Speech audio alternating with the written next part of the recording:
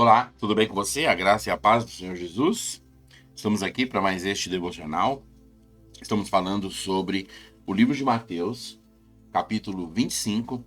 Tem ficado um pouquinho maior do que o normal, cada dia desse, mas não tem como a gente contar essa parábola pela metade ou fazer parte um, parte 2 é inviável. Mas está ficando uma grande bênção. Você podia salvar esse pequeno áudio para eventualmente, se for pregar sobre o assunto, você vai ter um caminho de muitas diretrizes esboçado nesses pequenos áudios aqui. E vamos encerrar o capítulo, lendo a terceira parte, o capítulo 25 de Mateus, dividido em três partes. Quero só fazer aqui um adendo antes de eu começar.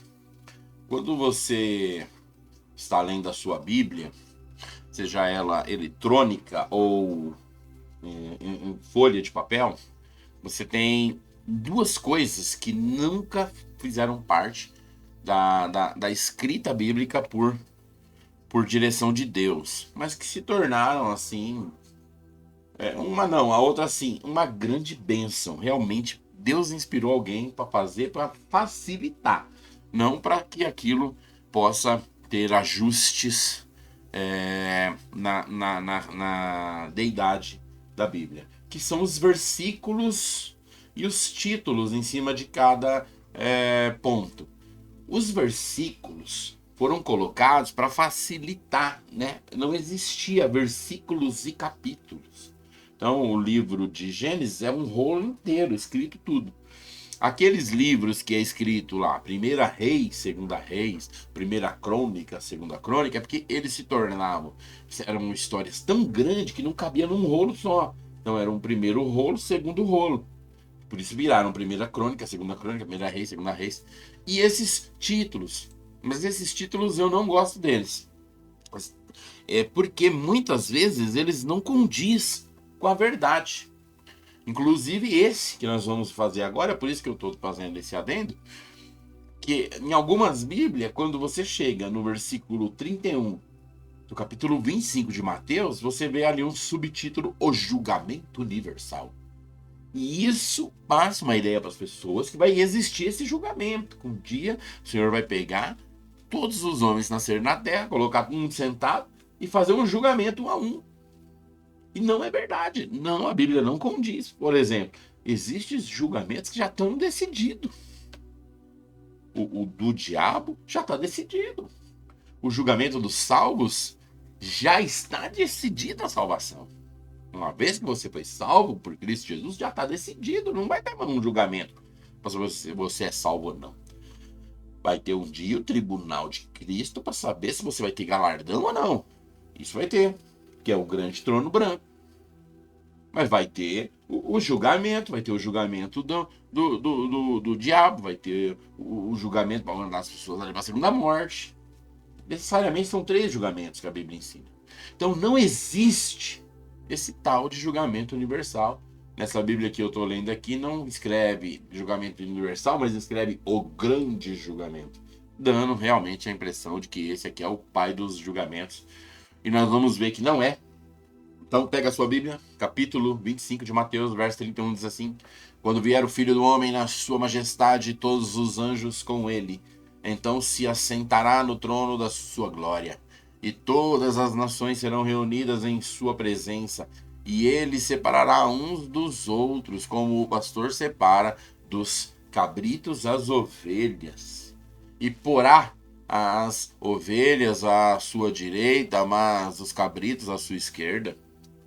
Então dirá o rei aos que estiverem à sua direita: Vinde, benditos de meu Pai, entrai na posse do reino que vos está preparado desde a fundação do mundo. Porque tive fome e... Porque tive fome... Deixa eu me achar aqui, me perdi. Bendito do meu Pai, entrai na posse do reino que vos está preparado desde a fundação do mundo.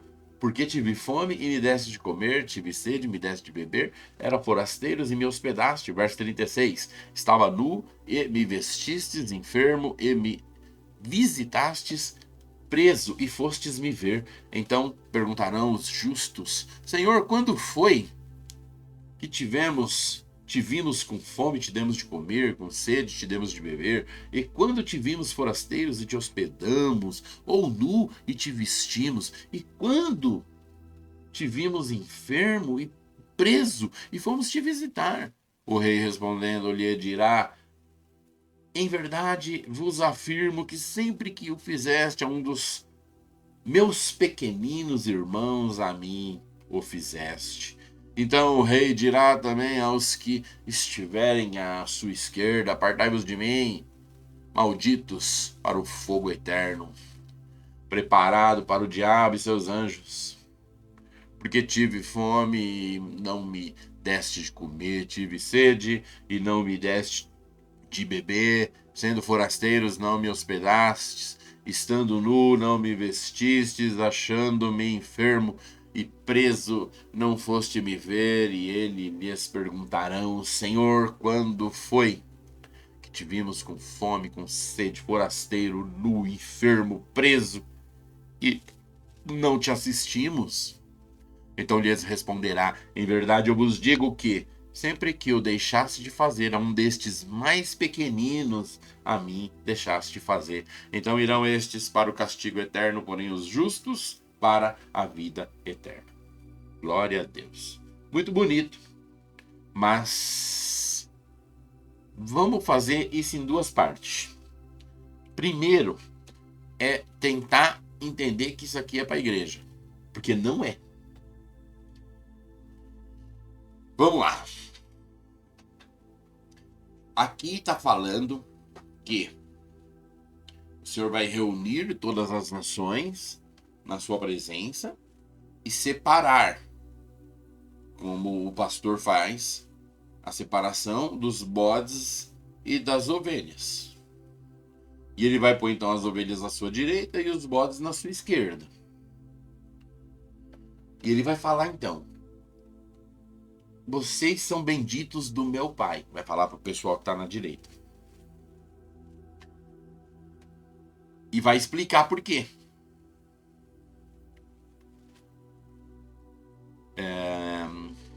Cadê? Metade do verso 35.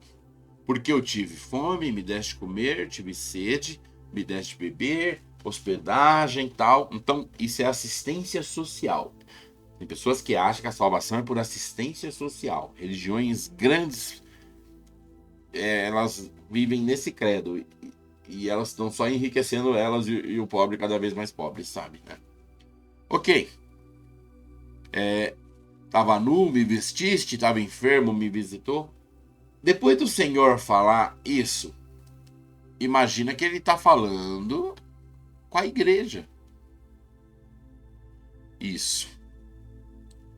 Olha a resposta da igreja. Estamos supondo que ele está falando com a igreja. Olha a resposta da igreja, que seria eu, você, os cristãos, Martinho Lutero, Calvino, João Armínio, entendeu? Billy Graham. Olha só. Então perguntarão os justos: Senhor, Billy Graham está perguntando aqui, Calvino está perguntando: Senhor, quando? Quando foi que te vimos com fome e te demos de comer? Aí Lutero fala: mas quando foi que o senhor estava com sede e eu te dei de beber? Aí diz Billy Graham: e quando te vimos forasteiros e te hospedamos? Aí agora levanta Bill Bright: quando te vimos nu e te vestimos? Agora vem Madre Teresa de Calcutá e fala: e quando te vimos enfermo ou preso e te visitamos? Eles não sabem. Quer dizer que Billy Graham, Madre Teresa, quer dizer que Bill Bright, quer dizer que Calvino, Armínio, eu, você, não sabemos o que estamos fazendo? Nós estamos trabalhando para um Jesus, mas não sabia. Mas quando é que eu trabalhei para o Senhor? Senhor Jesus, quando é que eu fiz a tua obra? Tem sentido isso? Não, não tem sentido. É enlouquecimento você ver desde o capítulo 1 de Mateus até aqui quem é a igreja, como que lida a igreja, o Senhor falando quem são os bem-aventurados, o Senhor falando quem são os servos, o Senhor falando quem granjeou o talento. Quer dizer que você granjeou 5 talentos, aí o Senhor chegou e falou: mas quando que eu granjeei isso? Veja, que amnésia é essa? É enlouquecedor você tentar atribuir isso aqui para a igreja. Porque não é. Aí, vamos lá. O Senhor vai falar quando é que foi que isso aconteceu. No versículo 40 e isso, no 40. Olha só a resposta do Senhor. O rei respondendo-lhe dirá: em verdade eu vos afirmo que sempre que o fizeste a um destes meus pequeninos irmãos, a mim me fizeste. Pera lá, então, no meio de todas as nações, tem ali um grupo de servos que praticam assistência social, recebendo um prêmio que eles não sabem por que estão recebendo, mas foi porque eles ajudou uma galera que eles não conheciam, mas que eram irmãos do Senhor. Presta atenção, ficou mais louco ainda, porque e esses irmãos do Senhor, eles estão ali aonde? Nas sub-ovelhas? Então aqui nós temos as ovelhas que fizeram o trabalho. E atrás lá é as sub-ovelhas que foram as que receberam o trabalho. É possível isso? É mais louco ainda. Então nós estamos tentando mostrar que não tem sentido atribuir esse texto para a igreja, muito menos a esse tal de julgamento universal de todos os humanos da terra. Verso 41, então, o Senhor vai falar para os bodes agora. Então o rei dirá também aos que estiverem na esquerda: apartai-vos de mim, malditos, para o fogo eterno. Olha isso, hein? Preparado para o diabo e seus anjos. A história aqui vai repetir.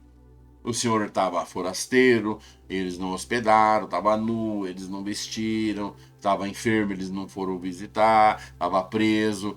O Senhor estava em várias crises e eles deram de ombros. Tinha um cara no farol pedindo uma moeda e você passou batido com seu carro com o vidro fechado.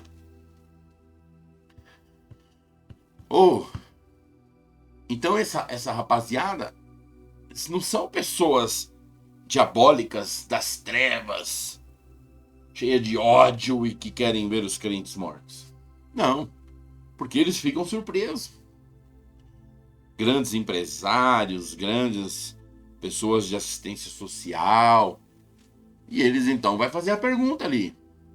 Assistência social não, porque esse é o pecado deles, né? Grandes empresários, grandes pessoas talvez de assistência social, né? Que recolheu o donativo e não dividiu para ninguém. Então cabe eles aqui também. É verdade, eles perguntam, né, no 44.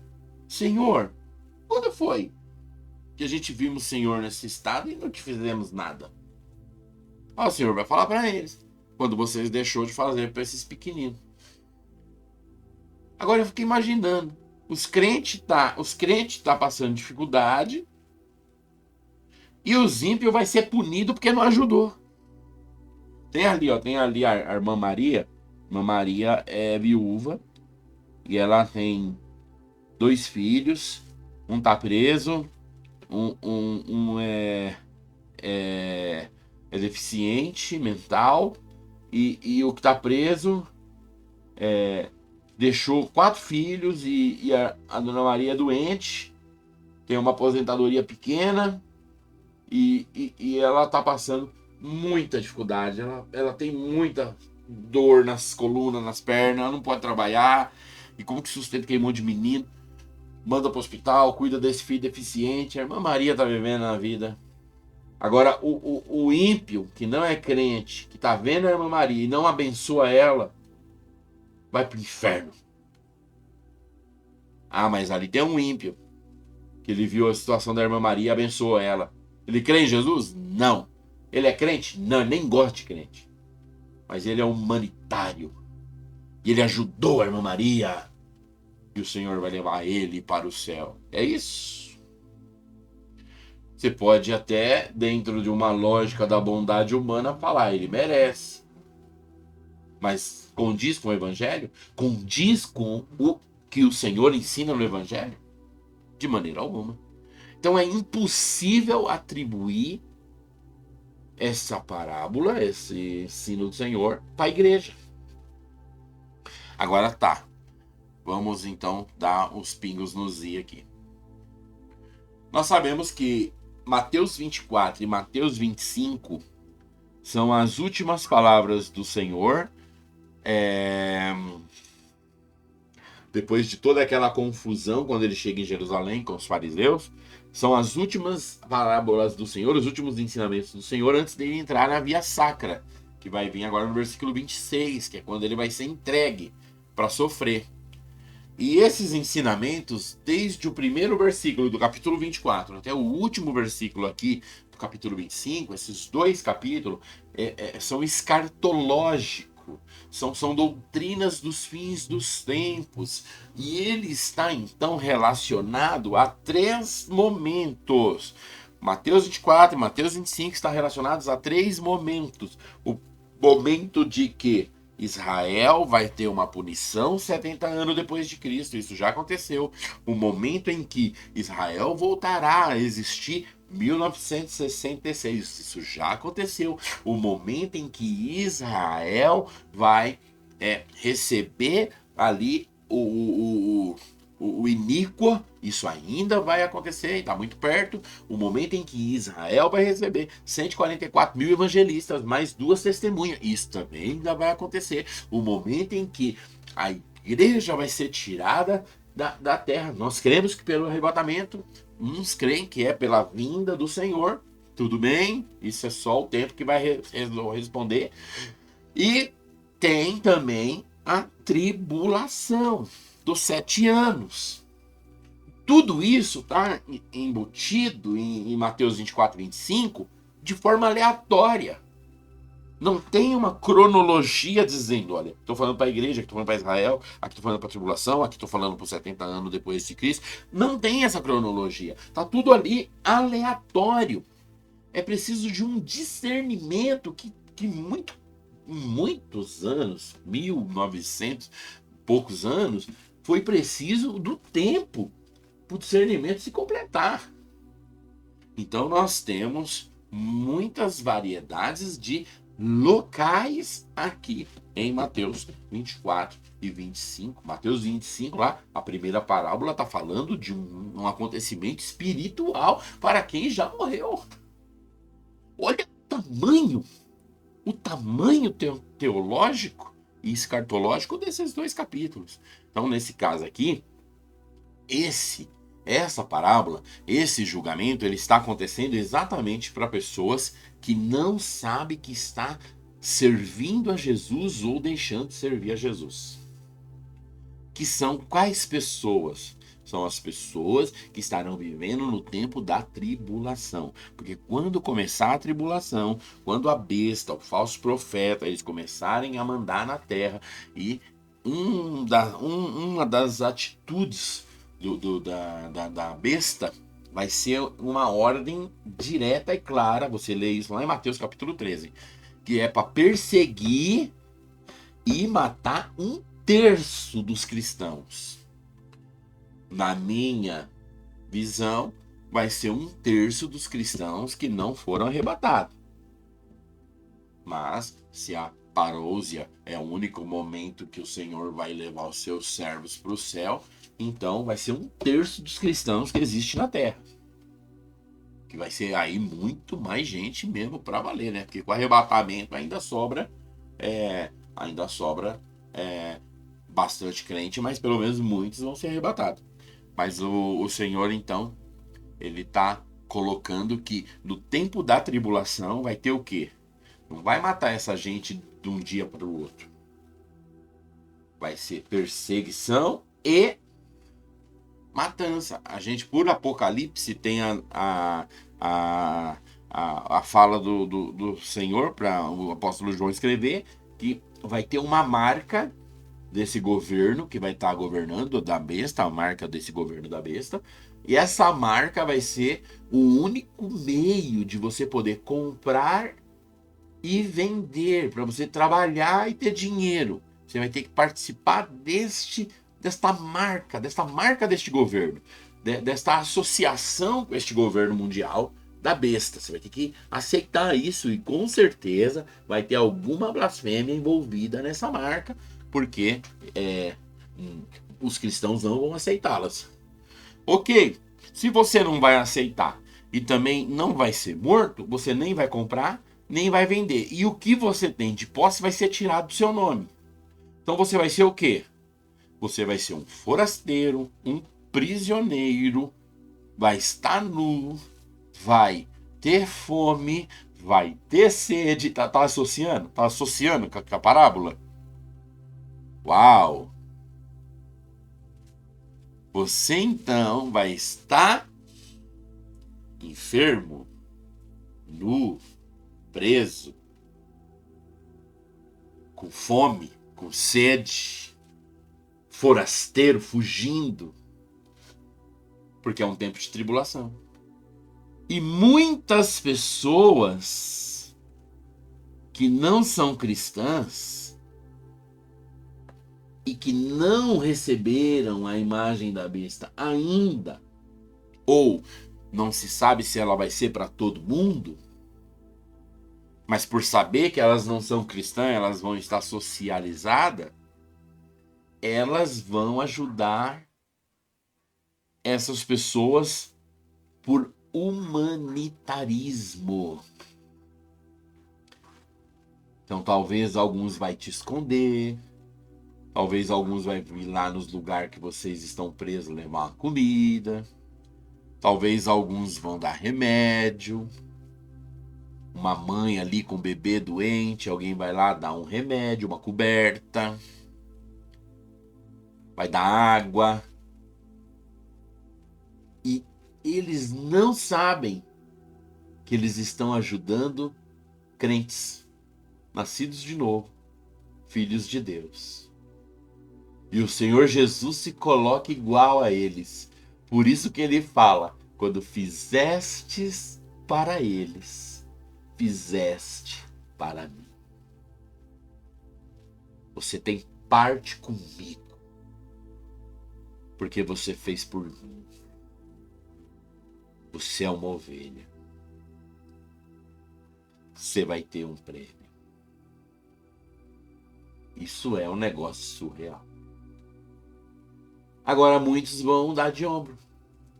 Vocês estão sofrendo porque vocês querem. Por que vocês não negam essa religião do ódio? Por que vocês não negam essa religião criminosa?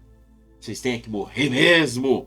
Eles estão falando com pessoas que eles tratam como ignorantes, fanáticos.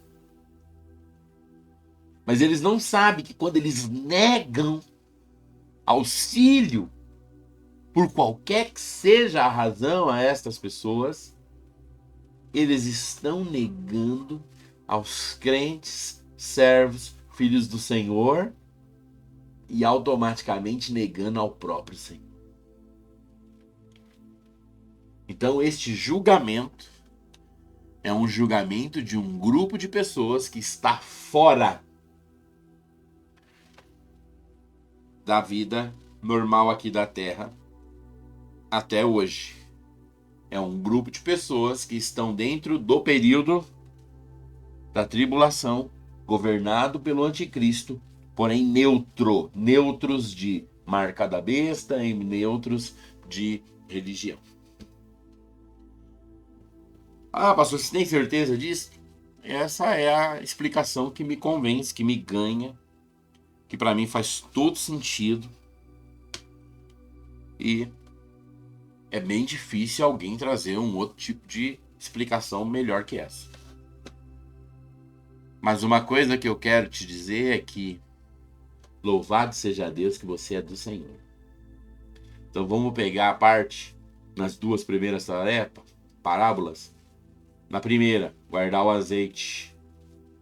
Na segunda, granjear o talento. Para que não precisamos, de maneira alguma, ser ajudado ou cuspido nessa terceira. Porque as três estão fazendo um panorâmico do mesmo tempo. Ou você é uma virgem que já foi para o Senhor, ou você está granjeando talento na terra, mas é capaz que Ou você não seja arrebatado, ou o arrebatamento realmente não existe e a parose acontece no meio da tribulação. Aí você vai passar por essas duas questões. Que o Senhor nos livre de passar por isso. E eu creio que esse livramento é o arrebatamento. Portanto, vigiemos. Abandone essa loucura da sua cabeça de endinheiramento, empoderamento e encha-se do Espírito, porque isso é mais rico do que tudo. Essa é a palavra para você no dia de hoje. Fica na paz e até amanhã.